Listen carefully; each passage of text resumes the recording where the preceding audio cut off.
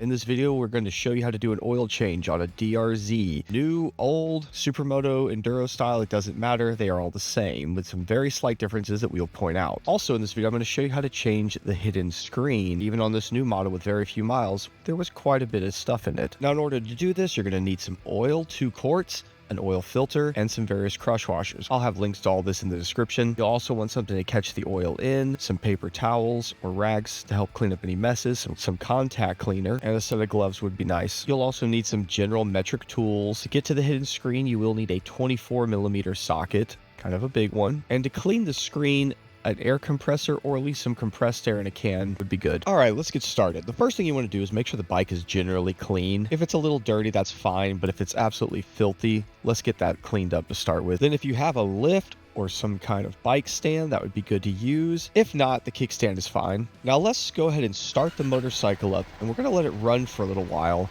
to get some heat in it. There's no reason to give it a bunch of revs while it's doing this. I know some people are tempted to do that. Just let the thing idle.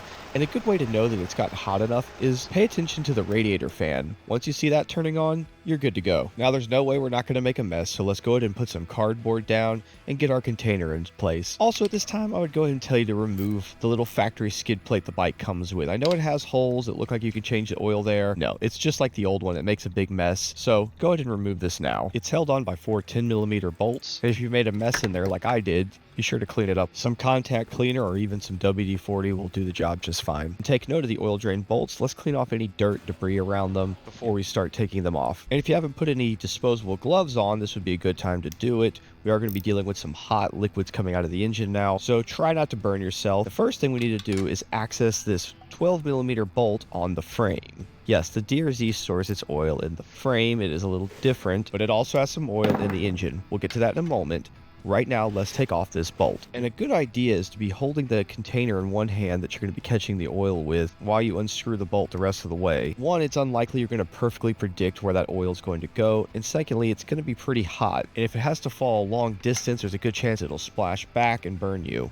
Now, there's going to be a crush washer between this bolt and the frame. It may be on the bolt, it may be stuck to the frame, or it may have fallen off into your container. Regardless, we just want to make sure it's out of the way and that we use a fresh one when we put this back together.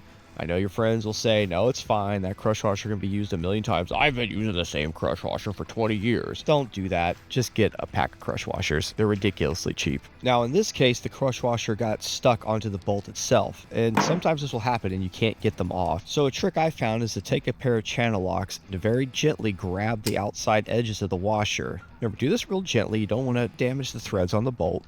But once you grab a hold of it, you can just unscrew the bolt from the crush washer. Once it's done dripping oil, get a new 10mm crush washer and thread that bolt back on. Tighten to 13 foot-pounds. Now let's grab a 14mm and let's get the oil out of the engine. Remove this bolt. Keep in mind that that oil is still hot. This plug has some kind of magnetic tip on it, so we're going to clean that off. It is normal to see a little bit of debris on there. And like our other bolt, the crush washer was stuck on, so we once again used our channel lock trick. Now that the oil's finished draining, let's get a 12mm crush washer and put the bolt back on. This bolt should be tightened to 15 foot-pounds. Now moving to the right side of the engine, you see our oil filter cover.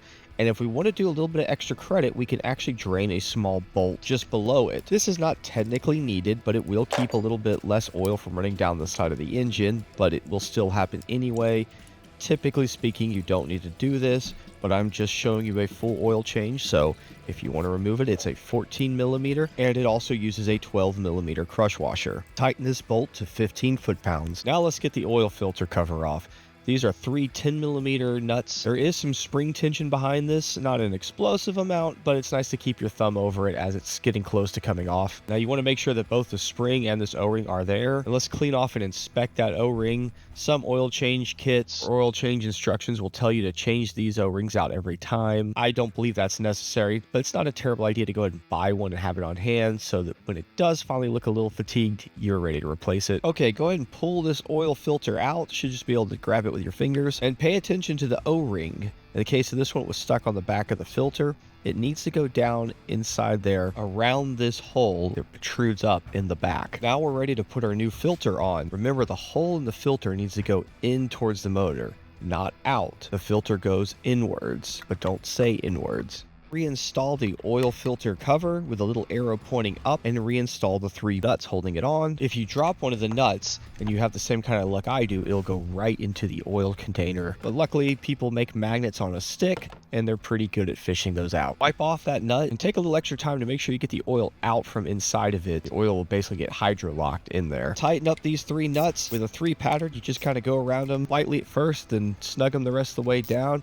And according to Suzuki, you just tighten these securely. They don't actually give a foot-pounds for these, so use common sense. Then wipe everything down. Now let's move on to the hidden screen. The first thing we have to do is remove this 14mm banjo bolt. With a banjo bolt, you have a crush washer on one side of it and another one on the other side of it, so 2 crush washers in this location. Using a pair of needle nose, I'm going to remove this hose clamp or slide it down, and then I can slide the entire hose off itself. You'll need a 24mm socket to get the screen out. Unscrew it and slide out the screen. A little bit of oil will come out, and I want you to take a note of how dirty this screen is. This bike has about 200 miles on it. The best way to clean something like this up is to use contact cleaner, brake cleaner, carb cleaner, spray from the inside out, the outside in, whatever it takes to knock all the debris off. Then using an air compressor or a can of compressed air, blast that thing out, again, inside, outside, every which way, until the screen is just completely clean and dry. This uses a very large 18mm crush washer. Then reinsert the screen and tighten down. I've not been able to find any torque specs for this. If you know them, leave them in the comments, please. So just use common sense.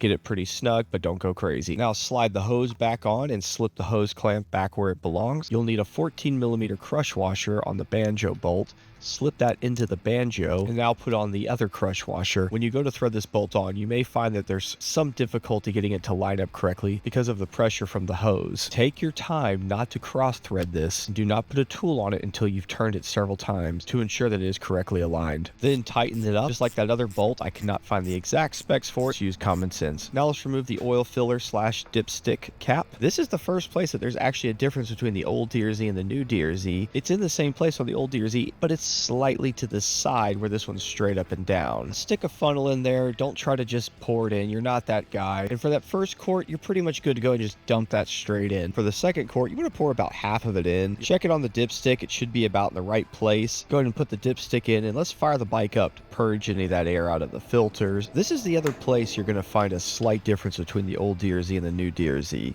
The old DR-Z takes 1.9 quarts and most of us just dump 2 quarts in and it ends up being basically correct on the dipstick after you run the engine. With the new DR-Zs, they take 1.7 quarts, and if you try to dump 2 in, it will overfill it. Allow the engine to idle like this for a couple minutes. Don't give it any RPMs, no throttle, just let it idle. After that, turn it off and wait about 30 seconds.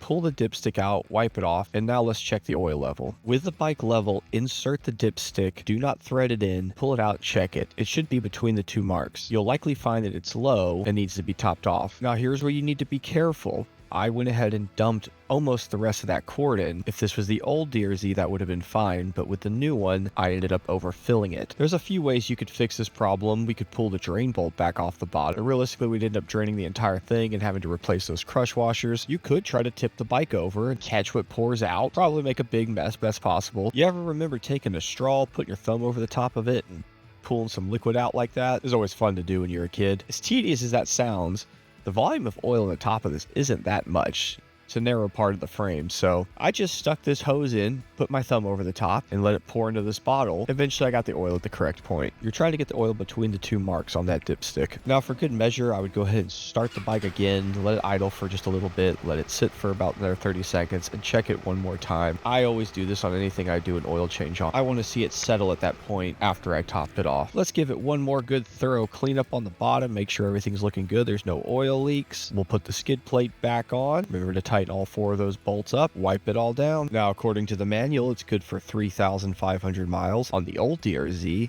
and the new DR-Z is good for 3,750 miles. Personally, I always did mine a little sooner than that, probably around every 1,500 to 2,000 miles. And my old DR-Z had over 50,000 miles on it before I got rid of it, so take from that what you will. Hopefully this video has been helpful. If you have any questions, please ask them in the comments, and thanks for watching.